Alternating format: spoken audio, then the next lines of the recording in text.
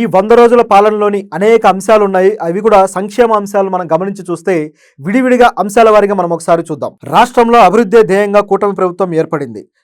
అప్పటికే ఆర్థికంగా పతనమైన ఈ ప్రభుత్వాన్ని తిరిగి గాడిలో పెడుతూనే సంక్షేమ పథకాలకు కూడా ఎటువంటి లోటు లేకుండా ప్రభుత్వం చర్యలు తీసుకుంది.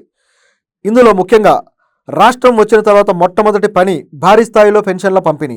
గతంలో 3,000గా ఉన్న సామాజిక పెన్షన్లను ఒక్కసారిగా 4,000కు పెంచుతూ చంద్రబాబు నిర్ణయం తీసుకున్నారు. ఎన్నికల సమయంలో పెండింగ్లో ఉన్న 3 నెలలకు కూడా దీన్ని వర్తింపజేసి 7,000 చొప్పున లబ్ధిదారులకైతే ఈ పెన్షన్ అందించారు. గత ప్రభుత్వంలో ఒక్కసారి కూడా డిఎస్సి నోటిఫికేషన్ రాలేదు. కానీ చంద్రబాబు ప్రభుత్వం ఏర్పాటైన వెంటనే ముఖ్యమంత్రిగా సంతకాలు పెట్టిన మొదటి ఫైళ్లలో డిఎస్సి ఫైల్ కూడా ఒకటి. మెగా డిఎస్సి ఇస్తున్నామంటూ ఫైళ్లలో సంతకం చేశారు. 16,000 ఉద్యోగాలను ప్రకటిస్తూ నిరుద్యోగుల్లో వాళ్ళ భవిష్యత్తుకు భరోసా ఇచ్చింది. ఎన్నికలకు ముందు గత ప్రభుత్వం తీసుకువచ్చిన ల్యాండ్ టైటిలింగ్ యాక్ట్ చట్టం వల్ల తమ భూములను ప్రభుత్వం లాగేసుకుంటుంది అనే ప్రచారం ప్రజల్లో బాగా వెళ్ళింది. ఈ యాక్ట్ రద్దు చేస్తామంటూ కూటమి ప్రభుత్వం నేతలు హామీ ఇచ్చారు. ఇచ్చినట్టుగానే చంద్రబాబు గారు ఆ యాక్ట్ రద్దు చేశారు. ఇవన్నీ ఒక ఎత్తు అయితే రాష్ట్రానికి కేంద్రం నుంచి తీసుకువచ్చిన నిధులు మరొక ఎత్తు. కేంద్రంలోని ఎన్డీఏ ప్రభుత్వం కూడా రాష్ట్ర ప్రభుత్వానికి ఎప్పుడూ లేనంతగా సహకారాన్ని అందించింది. అమరావతి నిర్మాణానికి బడ్జెట్లో 15,000 కోట్లు కేటాయించారు. ఇది మొదట్లో అప్పుగా అనుకున్నారు, కానీ గ్రాంట్గా ఇవ్వడం ప్రభుత్వ విజయమే. పోలవరం తొలి దశ నిర్మాణానికి 12,500 కోట్లు ఇవ్వడానికి కేంద్రం ఆమోదించింది. ఇది కూటమి ప్రభుత్వం సాధించిన అతిపెద్ద విజయం. కర్నూలు, కడప జిల్లాల్లో ఇండస్ట్రియల్ పార్క్స్కి 25,000 కోట్లు కేటాయించారు.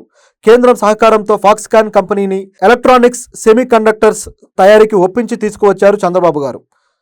టాటా కంపెనీని ఐటీ ఎలక్ట్రానిక్స్ రంగంలో ఉత్పత్తుల కోసం తీసుకువచ్చారు. హెచ్సిఎల్ విస్తరణ చేసి దాదాపు 15,000 ఉద్యోగాలు కల్పించడానికి ప్రభుత్వం రంగం సిద్ధం చేసింది. ప్రైవేటు రంగంలో ఇవన్నీ భారీ స్థాయిలో ఉపాధి కల్పనకు తోడ్పడతాయి.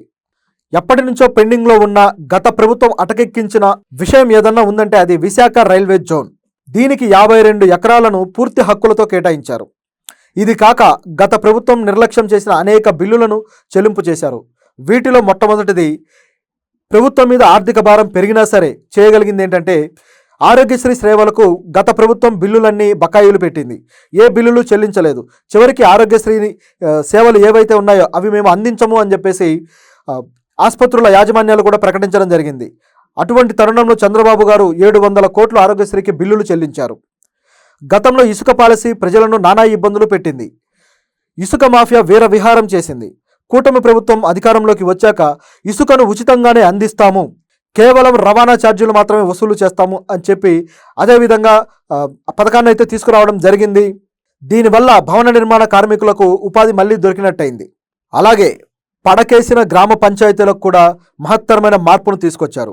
ఉప ముఖ్యమంత్రి పవన్ కళ్యాణ్ పంచాయతీలకు కొత్త కళ తీసుకొచ్చాడు. ఒకేసారి 13,326 గ్రామాలకు గ్రామ సభలు నిర్వహించి వరల్డ్ రికార్డు సాధించారు. అలాగే మహిళలకు సూపర్ 6లో ప్రకటించినట్టుగా మహిళలకు ఉచిత బస్సు పథకం, దీన్ని అమలు చేయడం కోసం 1,489 బస్సులను కొత్తగా కొనుగోలు చేసింది ప్రభుత్వం. త్వరలో ఈ పథకం కూడా రాబోతుంది.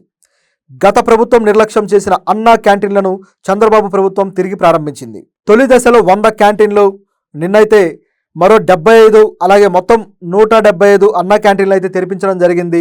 ఇంకా తెరిపించాల్సినవి ఉన్నాయో అవి కూడా చేస్తూ పోతున్నారు. ఇవన్నీ కూడా వలస కూలీలకు అదేవిధంగా రోజువారీ కూలీలకు ఆసరా అయ్యాయి. విజయవాడ వరదలను ప్రభుత్వం ఎదుర్కొన్న తీరు కూడా ప్రశంసనీయం.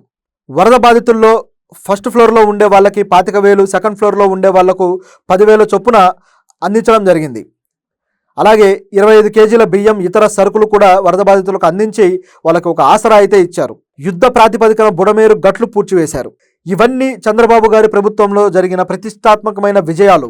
ఇందులో అభివృద్ధి కార్యక్రమాలు ఉన్నాయి, అలాగే సంక్షేమ కార్యక్రమాలు ఉన్నాయి.